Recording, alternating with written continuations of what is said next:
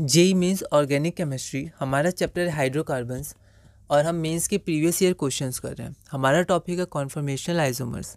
अगला क्वेश्चन है question number 15, correct order of stability. यह क्वेश्चन 2013 में आया था। तो ये साइक्लोहेक्सेन के कॉन्फॉर्मर्स है, चेयर फॉर्म में है, तो इनमें आपको स्टेबिलिटी बताना है। एक बार आप इस क्वेश्चन को ट्राई करिए, फिर हम लोग आगे बढ़ते हैं। तो साइक्लोहेक्सेन के बेसिकली 4 कॉन्फॉर्मर्स हमें पढ़ने हैं, chair form, twist boat, boat और हाफ चेयर। कभी कभी डायरेक्ट पूछा जाता है इनकी स्टेबिलिटी क्या है। तो सबसे ज़्यादा स्टेबिलिटी चेयर फॉर्म की होती है, फिर ट्विस्ट बोट, फिर बोट और फिर हाफ चेयर। तो ये चेयर फॉर्म है जो क्वेश्चन में भी हमें दिया हुआ है। ये एक्सियल बॉन्ड है और एक इक्वेटोरियल है। तो ये एक्सियल अप है और ये एक्सियल डाउन है, और ये इक्वेटोरियल डाउन है या इक्वेटोरियल अप है। तो एक एक्सियल होता है, एक इक्वेटोरियल होता है। ओके, अब हम लोग क्वेश्चन पे आते हैं।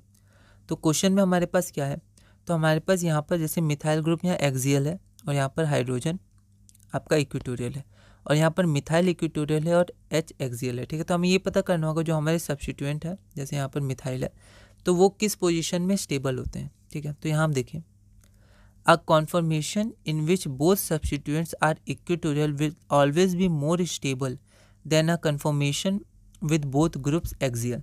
तो हमारे पास जो सब्स्टिट्यूएंट ग्रुप है वो अगर इक्वेटोरियल पोजीशन पे हो तो वो हमेशा स्टेबल होते हैं। ठीक है, एज कंपेयर टू एक्सियल पे हो।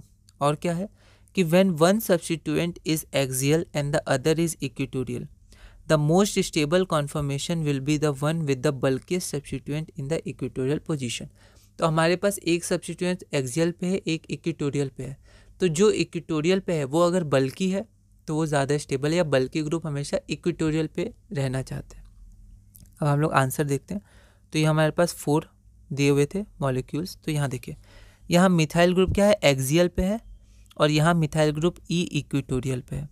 ठीक है, यहाँ पर मिथाइल ग्रुप एक्सियल पे है और इक्वेटोरियल पे है ना, और यहाँ पर दोनों में इक्वेटोरियल पे, यहाँ दोनों में एक्सियल पे। तो अभी हमने यहाँ पढ़ा कि जो जब दोनों ग्रुप, ठीक है, दोनों सब्स्टिट्यूएंट इक्वेटोरियल पे होंगे तो वो हमेशा सबसे ज़्यादा स्टेबल होगा एज़ कंपेयर टू दोनों एक्सियल पे हो या एक एक्सियल एक इक्वेटोरियल। तो इक्वेटोरियल पोजीशन वैसे स्टेबल होती है बल्कि ग्रुप के लिए। तो यहाँ पर दोनों इक्वेटोरियल है तो 2 सबसे ज़्यादा स्टेबल हो जाएगा। ठीक है, 2 नहीं 3, सॉरी, यहाँ पर 3 पे दोनों इक्वेटोरियल पे, तो 3 सबसे ज़्यादा स्टेबल हो जाएगा। उसके बाद दोनों एक्सियल पे तो ये सबसे कम स्टेबल होगा। तो पहले इससे हम लोग ऑप्शन एलिमिनेट करने की कोशिश करते हैं। 3 सबसे ज़्यादा स्टेबल है, तो देखिए यहीं से आपके 3 ऑप्शन कैंसिल हो गए, यही आंसर है। ठीक है, तो ये बहुत इंपॉर्टेंट है ऑप्शन एलिमिनेशन।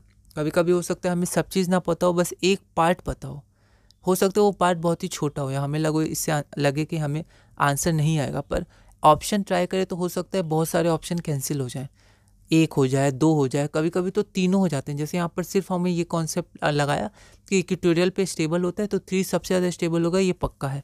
तो बस 3 ऑप्शन हो गए, एक ऑप्शन तो सही हो गई, तो डी हो गया।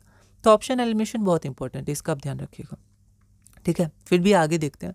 जो हमारा एक्सियल पे है दोनों, वो तो सबसे लीस्ट स्टेबल होगा, तो वो लास्ट में 4, और ये दोनों में एक एक्सियल है और एक इक्वेटोरियल। ठीक है, तो इन दोनों की एनर्जी लगभग बराबर होगी क्योंकि दोनों सेम ग्रुप में, एक एक्सियल एक इक्वेटोरियल, तो यहाँ पर ये लगभग सेम होंगे। ठीक है, तो डाई इक्वेटोरियल, देखिए ये 3 क्या था, डाई इक्वेटोरियल, क्योंकि इसमें दोनों सब्स्टिट्यूएंट हमारे क्या थे, इक्वेटोरियल पोजीशन पे थे, डाई इक्वेटोरियल।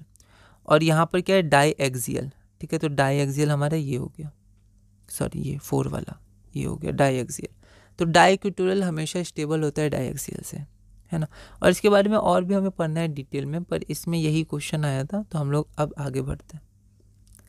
फिर अगला है क्वेश्चन नंबर 16। अच्छा, एक क्वेश्चन ये भी आया था, which one of the following conformation of cyclohexane is chiral. ठीक है, कायरल कौन सा कॉन्फर्मेशन है।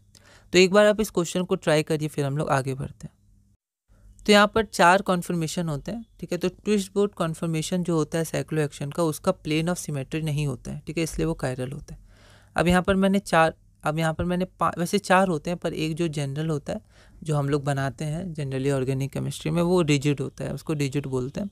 तो यहाँ पर 5 कॉन्फर्मेशन है, चेयर, ट्विस्ट बोट और हाफ चेयर। ठीक है, तो यहाँ पर ये ट्विस्ट बोट है, ऐसे सिमेट्रिकल लग रहा होगा, अब ये इसका प्लेन ऑफ सिमेट्री बन सकता है, लेकिन ये जब इसका स्ट्रक्चर होगा प्रॉपर तो फिर ये कायरल होता है, इसमें प्लेन ऑफ सिमेट्री नहीं पाया जाता है। ठीक है, तो आपका ट्विस्ट बोट आंसर होगा। इसको आप ध्यान रखिएगा कि जो कॉन्फर्मेशन ऑफ साइक्लोहेक्सेन होते हैं उनमें जो ट्विस्ट बोट होता है तो वो कायरल होता है, ये क्वेश्चन है।